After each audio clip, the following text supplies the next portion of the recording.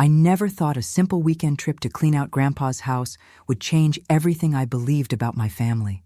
The drive to Pueblo felt longer than usual, maybe because Brian kept asking why we couldn't just hire someone to handle the estate sale. At 15, he had better things to do than sort through dusty boxes and old furniture, but I needed him there.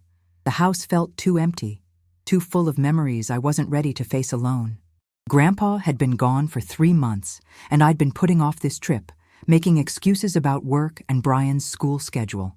Truth was, I wasn't ready to say goodbye to the man who raised me after my parents died in that car accident when I was 12.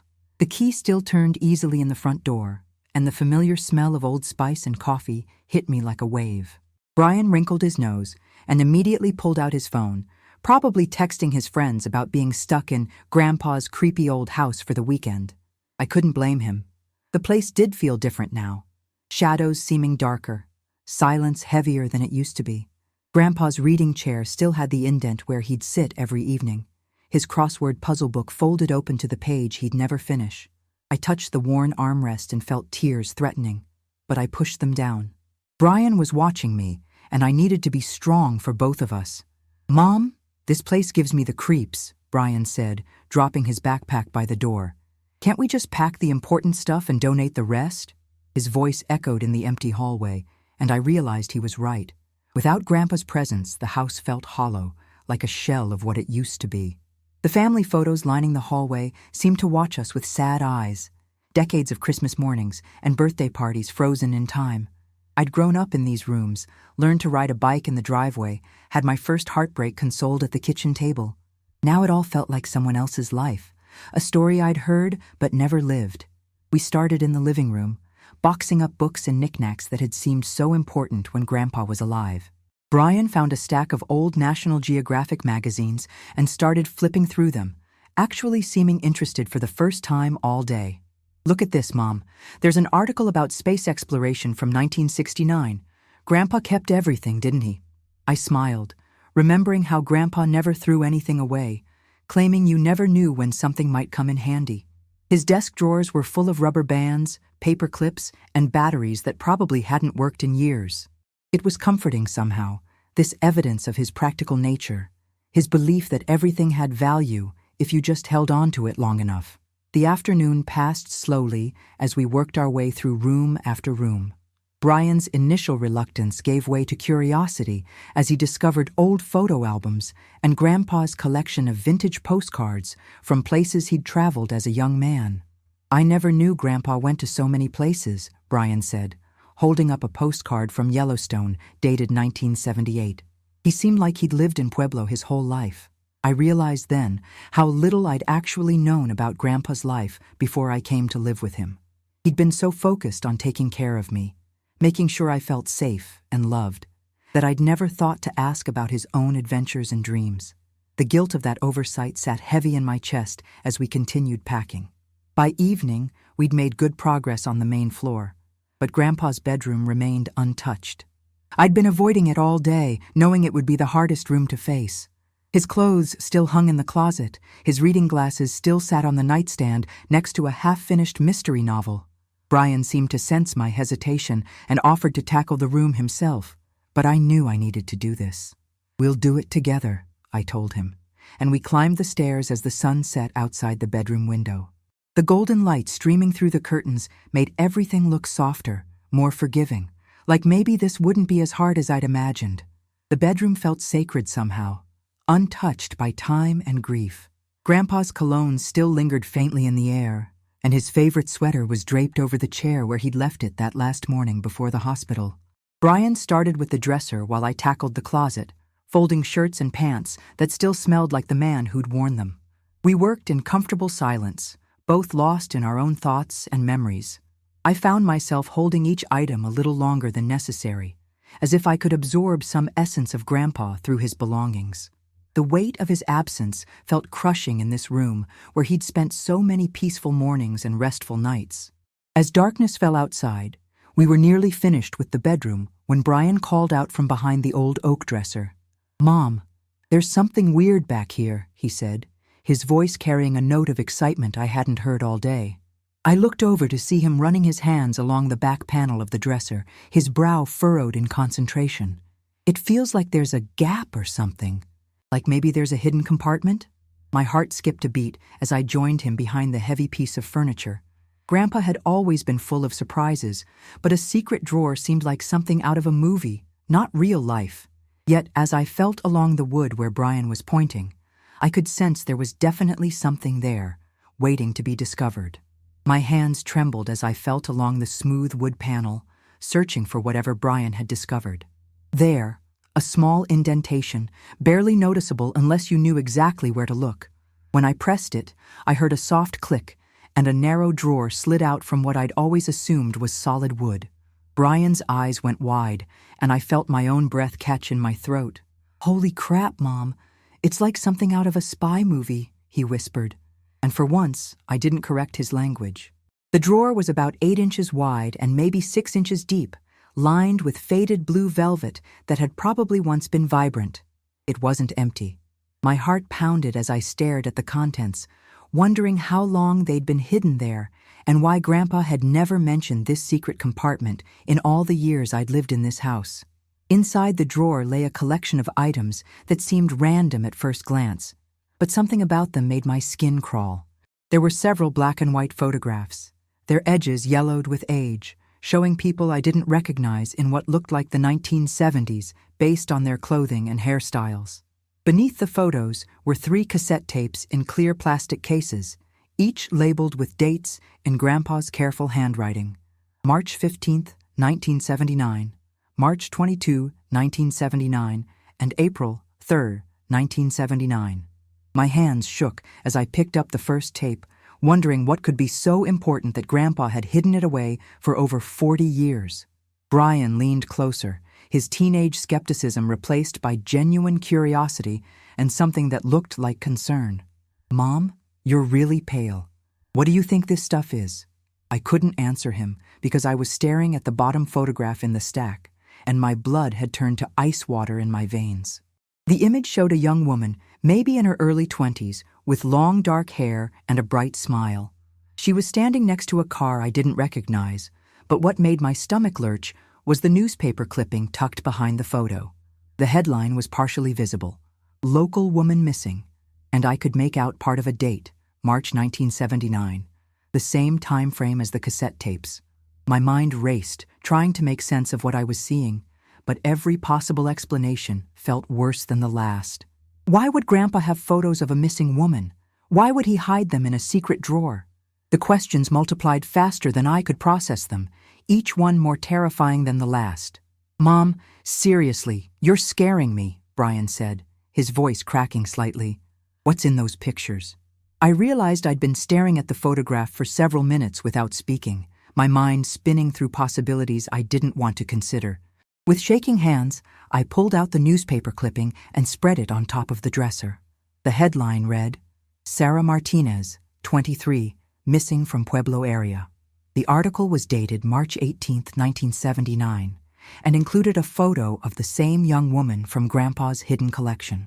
According to the brief article, Sarah had disappeared after leaving work at a local diner, and her car had been found abandoned on a rural road outside town.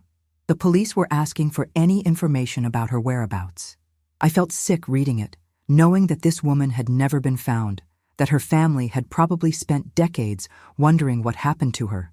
Brian read over my shoulder, and I heard his sharp intake of breath when he reached the end of the article. "Mom, this is really messed up. Why would Grandpa have this stuff?" His voice was barely above a whisper, and I could hear the fear creeping in. I wanted to protect him from this, to somehow explain it away, but I couldn't think of any innocent reason for Grandpa to have hidden photos and newspaper clippings about a missing woman. The cassette tapes felt heavy in my other hand, and I was terrified to find out what was recorded on them. Part of me wanted to put everything back in the drawer, pretend we'd never found it, and finish packing the house as if nothing had changed. But I knew that was impossible now. Whatever secrets Grandpa had been keeping, they were our responsibility now. I set the photographs and newspaper clipping aside and picked up the first cassette tape. Brian had found an old boombox in the closet. Of course, Grandpa would still have one, and we stared at it like it might explode. Maybe we shouldn't listen to it. Brian said quietly. Maybe some things are better left alone. I looked at my son, seeing a wisdom in his young face that broke my heart. He was right, of course.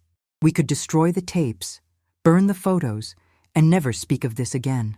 But the face of Sarah Martinez stared up at me from that old newspaper clipping, and I thought about her family, about the questions that had probably haunted them for over 40 years.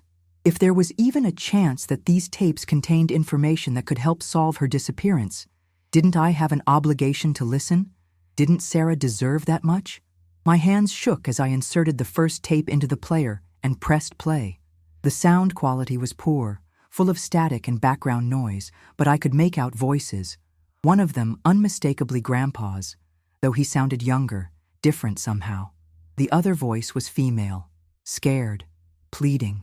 "Please, I won't tell anyone, I promise. Just let me go home." My blood turned to ice as I recognized the desperation in her voice, the terror that made her words shake. Grandpa's voice came next, calm and measured in a way that made my skin crawl. "You know I can't do that, Sarah. You've seen too much." I lunged for the stop button, my whole body trembling, but it was too late. Brian had heard it too, and the look of horror on his face mirrored what I felt in my soul. The grandfather who had raised me, who had been my hero and protector, was speaking to a terrified woman like he was her captor. The silence that followed was deafening. Brian and I stared at each other across the bedroom that suddenly felt like a crime scene, both of us trying to process what we'd just heard. The man who had taught me to ride a bike, who had stayed up all night when I had pneumonia, who had walked me down the aisle at my wedding, that man had apparently been involved in something unspeakable. I felt like the floor was falling away beneath my feet, like everything I'd believed about my life and my family was crumbling into dust. Brian's face was pale, his eyes wide with shock and something that looked like betrayal. "Mom," he whispered, "what are we going to do?" I didn't have an answer. All I knew was that our quiet weekend in Pueblo had just become something much darker, and there was no going back to the innocence we'd had just minutes before. I couldn't breathe. The cassette player sat silent on the dresser, but Sarah Martinez's terrified voice echoed in my head like a nightmare I couldn't wake up from. Brian was staring at me with wide, frightened eyes, waiting for me to be the adult, to know what to do, but I felt like a lost child myself. Everything I thought I knew about Grandpa, about my own history, had just shattered into a million pieces. The man who had sung me lullabies and made me pancakes every Sunday morning had apparently done something so terrible that he'd hidden the evidence for over 40 years. My legs felt weak, and I had to sit down on the edge of his bed, the same bed where he'd read me stories when I was scared of thunderstorms. How could the same hands that had comforted me have hurt someone else? "We have to call the police," Brian said, his voice stronger than I felt. At 15, he was showing more courage than his mother, and I was both proud and heartbroken that he had to grow up so fast in this moment. "Mom, that woman on the tape, she's probably dead, isn't she? And her family never knew what happened." His words hit me like physical blows because I knew he was right. Sarah Martinez had been missing for over 40 years, and these tapes might be the only evidence of what really happened to her. But calling the police meant destroying everything I'd believed about the man who raised me. It meant admitting that my hero might have been a monster. The thought made me physically sick, but I knew Brian was right. We couldn't pretend we hadn't found this. Sarah's family deserved the truth, no matter how much it hurt us. I picked up the second cassette tape with trembling hands, part of me hoping it would somehow explain everything, make it all make sense. Maybe there was context I was missing. Maybe Grandpa had been trying to help her somehow. But as I inserted the tape and pressed play, any hope I had for an innocent explanation died. This recording was clearer, and I could hear Grandpa's voice giving what sounded like directions. "Take Highway 96 west for about 15 miles, then turn left at the old Miller farm. There's a ravine back there where no one ever goes." The female voice was weaker now, barely audible, but I could still hear her crying. My grandfather was calmly discussing what sounded like the disposal of a body while a woman sobbed in the background. I hit the stop button so hard I nearly broke it, but the damage was done. Brian had heard it too, and we both knew there was no coming back from this. "Oh God, Mom," Brian whispered, and I saw tears in his eyes. He really did it, didn't he? Grandpa really hurt that woman. I wanted to comfort him, to tell him everything would be okay, but I couldn't lie to him anymore. The evidence was right there in front of us, in Grandpa's own voice, recorded on tapes he'd kept hidden for decades. Why had he kept them? Was it some kind of trophy, or had guilt finally caught up with him? I thought about all the times I'd seen him staring off into space, looking sad and distant. I'd always assumed he was missing Grandma, who had died when I was young. But now I wondered if he'd been thinking about Sarah Martinez. Had he been carrying this secret all these years, watching it eat away at him from the inside? The third tape felt like it weighed 1,000 pounds in my hands.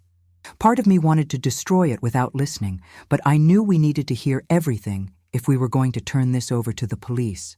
Brian moved closer to me on the bed, and I put my arm around him, both of us needing the comfort of human contact in this nightmare we'd stumbled into. When I pressed play on the final tape, the recording was different. It sounded like it had been made later, maybe days or weeks after the others. Grandpa's voice was alone this time. No background crying or pleading. "It's done," he said simply. "Sarah Martinez will never be found. I've made sure of that. God forgive me, but I had no choice. She was going to ruin everything, destroy everything I'd worked for. Sometimes you have to make impossible decisions to protect what matters most." The tape continued, and I realized Grandpa was essentially confessing to murder, explaining his motives in a way that made my blood run cold. He talked about Sarah discovering something she shouldn't have, about her threatening to go to the authorities. He never specified what she'd found out, but it was clear that whatever it was, Grandpa had considered it worth killing for. As I listened to his calm, rational explanation of why he'd had to murder a young woman, I felt like I was listening to a stranger. This wasn't the gentle man who had raised me, who had taught me right from wrong. This was someone else entirely, someone capable of unspeakable evil. The worst part was how matter-of-fact he sounded, like he was discussing the weather rather than confessing to taking a human life.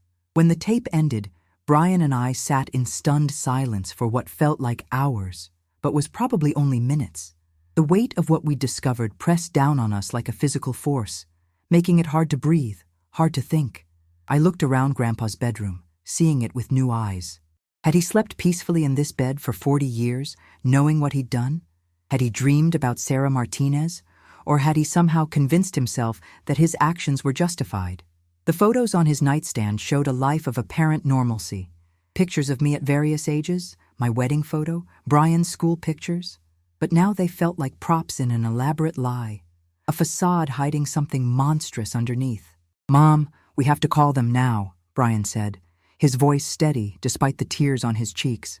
"That woman's family has been wondering what happened to her for my entire life, and then some. They deserve to know the truth, even if it's horrible." I looked at my son and felt a surge of pride even in the midst of this nightmare. He was right, of course. Sarah Martinez had been someone's daughter, maybe someone's sister or girlfriend. Her family had probably never stopped hoping she'd come home, never stopped wondering if she was alive somewhere.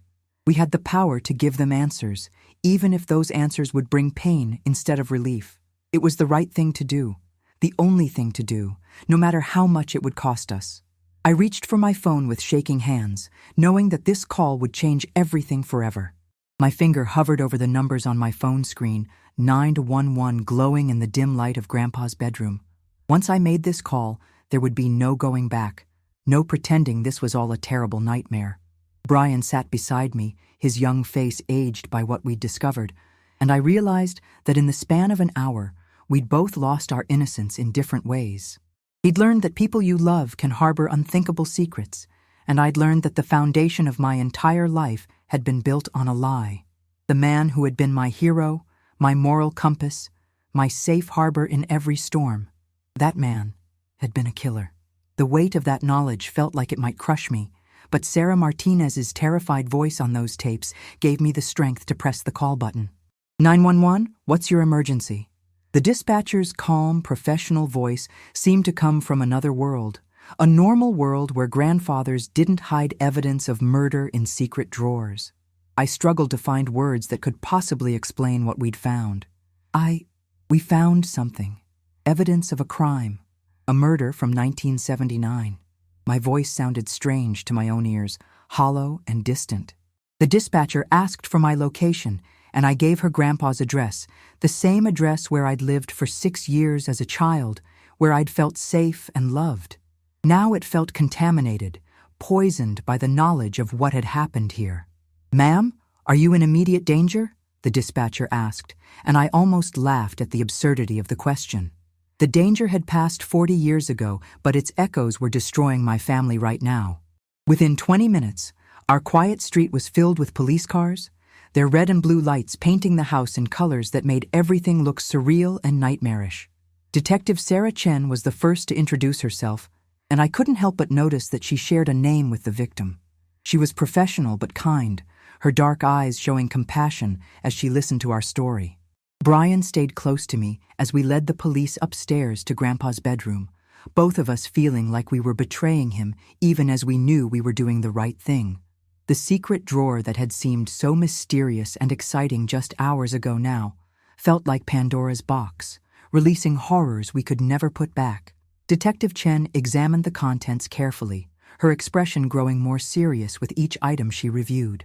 "These photographs and tapes will need to be processed as evidence," she explained, her voice gentle but firm. "I need you both to understand that this is now an active investigation into a cold case. Your grandfather's reputation, your family's privacy, these things may become public." I felt Brian's hand slip into mine, and I squeezed it tightly, both of us trying to anchor ourselves in this storm of revelation. The detective continued. "The Sarah Martinez case has been cold for over 40 years. Her family never stopped hoping for answers. What you found here could finally give them closure." I thought about Sarah's family, imagining parents who had grown old, wondering what happened to their daughter. Siblings who had lived their entire adult lives with an unsolved mystery hanging over them. Our pain was fresh and sharp, but theirs had been a slow, constant ache for decades. As the police processed the scene, more details emerged that made the situation even more surreal. Detective Chen told us that Sarah Martinez had been a journalism student at the local college, working part-time at a diner to pay for school. She'd been investigating something for a class project when she disappeared, though the police had never been able to determine what story she'd been working on. "Your grandfather worked for the city planning department back then," the detective said, consulting her notes. "It's possible Sarah stumbled onto some kind of corruption or illegal activity he was involved in.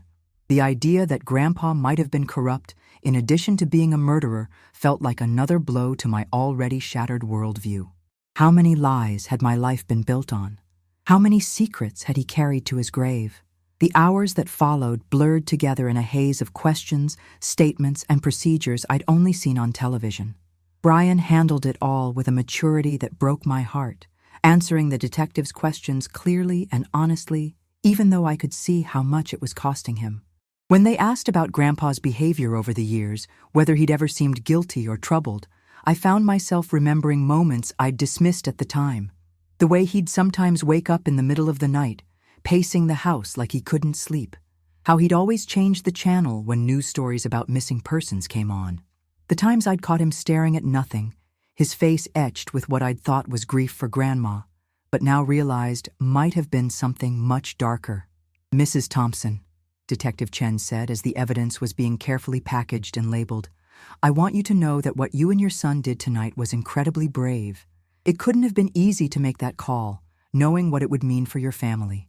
I appreciated her kindness, but I didn't feel brave. I felt destroyed, hollowed out, like everything that had made me who I was had been stripped away." Brian leaned against me, exhausted by the emotional weight of the evening, and I realized that we were both going to need help processing this trauma. The grandfather he'd known for 15 years, the man I'd loved and respected for over 30 years, that person had never really existed.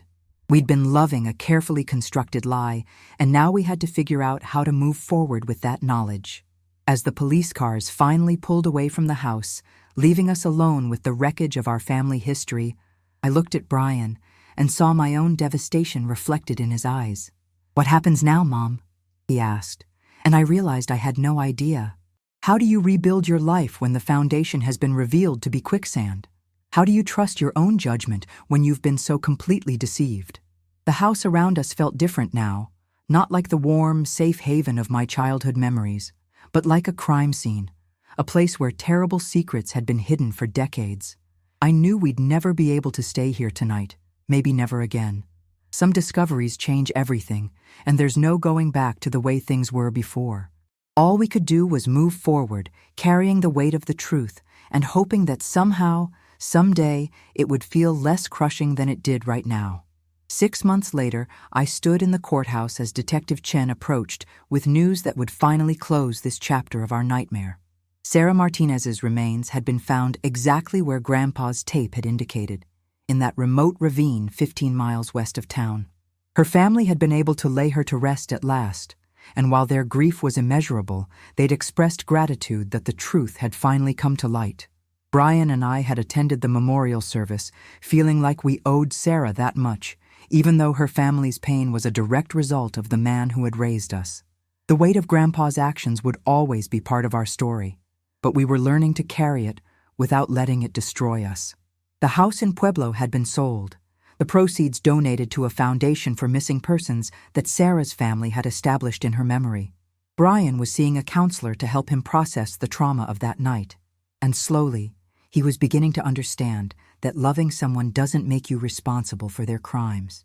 We'd learned that Grandpa had been taking bribes to approve illegal construction projects, and Sarah had discovered evidence of the corruption while researching a story for her journalism class. Her death had been the desperate act of a man trying to protect his secrets, but it had haunted him for the rest of his life, turning him into the troubled, distant person I'd sometimes glimpsed beneath his loving exterior. As we drove away from the courthouse for the final time, Brian looked over at me and said something that gave me hope for our future. "Mom, I think Grandpa did love us, even if he was broken in ways we never understood.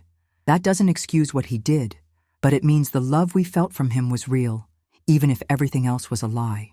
I realized then that my son had found a wisdom I was still searching for, the ability to hold two truths at once, to acknowledge both the love and the horror, the good memories, and the terrible reality. We would never be the same people we were before that night in his bedroom, but maybe that wasn't entirely a bad thing.